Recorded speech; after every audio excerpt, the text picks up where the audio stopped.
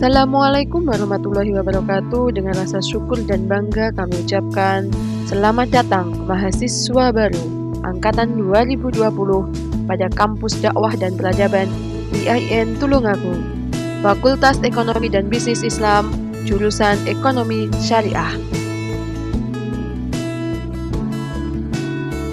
Tak kenal maka tak sayang. Perkenalkan, nama saya Bu Siti Kalimah Magister Syariah, biasa dipanggil Bu Kalim Tahu, IG, FB, dan YouTube atas nama Kalim Ayu, email sitikalimah01@gmail.com. Saya lahir dan besar di Tulungagung. Saya bekerja di IAIN Tulungagung sejak tahun 2013.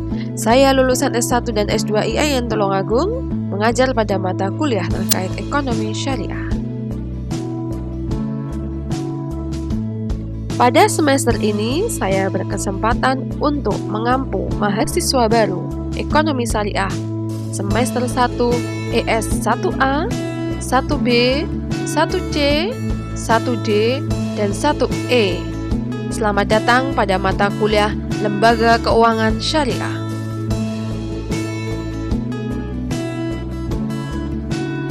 Sebelum memahami terkait lembaga keuangan syariah, kita harus paham dulu apa itu sistem keuangan.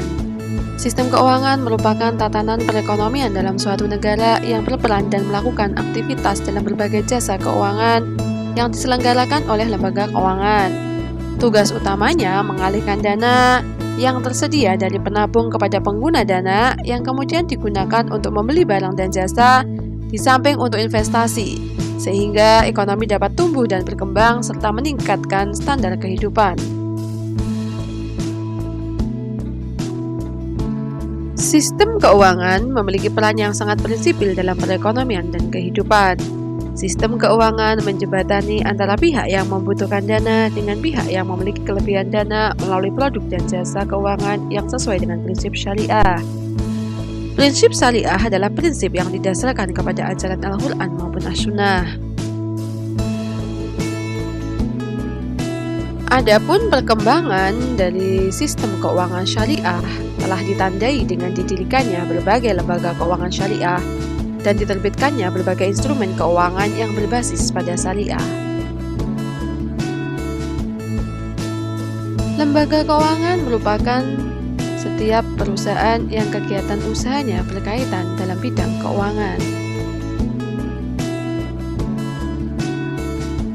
Pada aktivitasnya, kegiatan usaha lembaga keuangan dapat berupa menghimpun dana dengan menawarkan berbagai skema, menyalurkan dana dengan berbagai skema, atau melakukan kegiatan menghimpun dana dan menyalurkan dana sekaligus, di mana kegiatan usaha lembaga keuangan diperuntukkan bagi investasi perusahaan, kegiatan konsumsi, dan kegiatan distribusi barang dan jasa.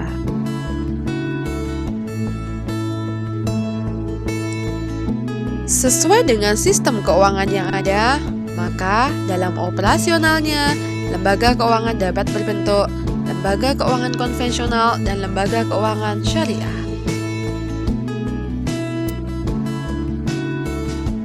Sedangkan pada struktur lembaga keuangan syariah di Indonesia, sistem keuangan di Indonesia dijalankan oleh dua jenis lembaga keuangan, lembaga keuangan bank dan lembaga keuangan non-bank. Adapun pembagiannya, lembaga keuangan terbagi atas lembaga keuangan bank dan lembaga keuangan bukan bank.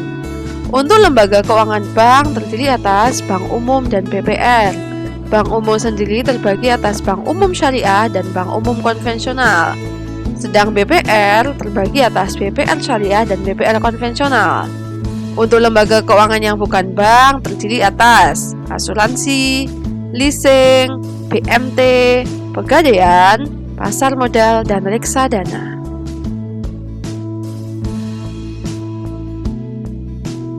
Perbedaan lembaga keuangan bank dan non-bank dilihat dari proses penghimpunan dana dan penyaluran dana. Bank untuk penghimpunan dana dilakukan secara langsung maupun secara tidak langsung. Sedang untuk penyaluran dana digunakan untuk tujuan modal kerja, investasi, dan konsumsi. Ditujukan kepada badan usaha maupun individu, dilakukan dalam jangka pendek, menengah, maupun panjang. Non-bank untuk proses penghimpunan dana hanya dilakukan secara tidak langsung dari masyarakat. Untuk penyaluran dana terutama untuk tujuan investasi, terutama kepada badan usaha dan dilakukan dalam jangka menengah dan panjang. Prinsip-prinsip operasional lembaga keuangan syariah meliputi 3. Yang pertama yaitu bebas maghrib, maisir, gharar, haram dan riba serta batil.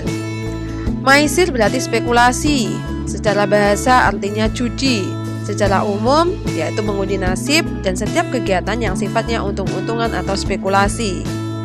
Gharar secara bahasa berarti menipu, memperdaya dan ketidakpastian. Gharar adalah sesuatu yang memperdayakan manusia dalam bentuk harta, jabatan, keinginan, ataupun lainnya.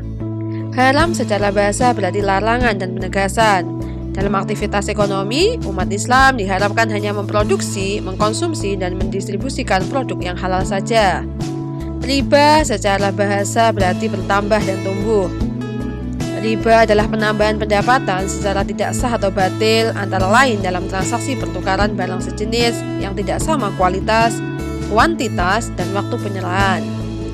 Batil secara bahasa artinya batal atau tidak sah. Dalam aktivitas ekonomi, tidak boleh melakukan kegiatan atau usaha dengan jalan yang batil, seperti contohnya mengurangi berat timbangan.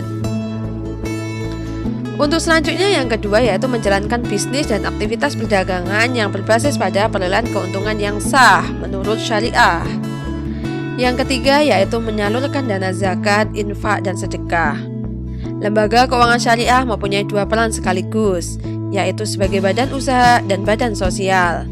Sebagai badan usaha, lembaga keuangan syariah berfungsi sebagai manajer investasi, investor, dan jasa pelayanan. Sedangkan sebagai badan sosial, lembaga keuangan syariah berfungsi sebagai pengelola dana sosial untuk menghimpun dan menyalurkan dana zakat, infak, maupun sedekah.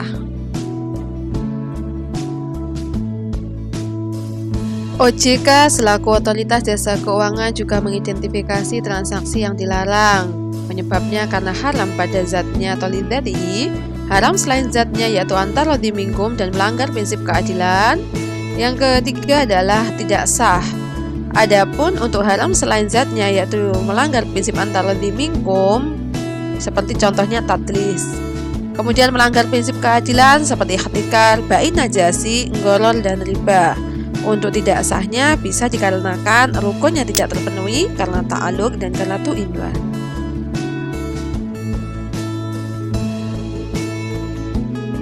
Ada beberapa topik yang akan kita bahas dalam mata kuliah lembaga keuangan syariah, meliputi 13 topik. Yang pertama, konsep dasar lembaga keuangan. 2. Bank syariah. 3. Bank perkreditan rakyat syariah. 4. Asuransi syariah. 5. Baitul mal wa tamwil. 6. Lembaga pengelola zakat. 7. Lembaga pengelola wakaf. 8. Pegadaian syariah.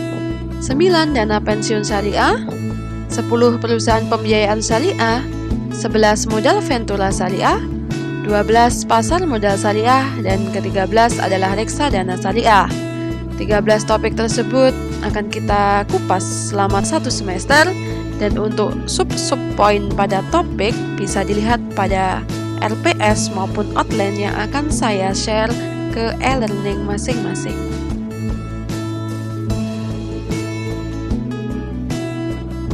Pesan dari Imam Syafi'i, barang siapa tidak mau merasakan pahitnya belajar, ia akan merasakan hinanya kebodohan sepanjang hidupnya. Maka dari itu, bismillahirrahmanirrahim, kita awali perkuliahan selama 1 semester dengan baik, semoga bisa memberikan manfaat dan barokah bagi kita semuanya. Terus semangat, tetap disiplin, dan tekun menjalani perkuliahan lembaga keuangan syariah. Sampai jumpa di pertemuan berikutnya. Terima kasih. Wassalamualaikum warahmatullahi wabarakatuh.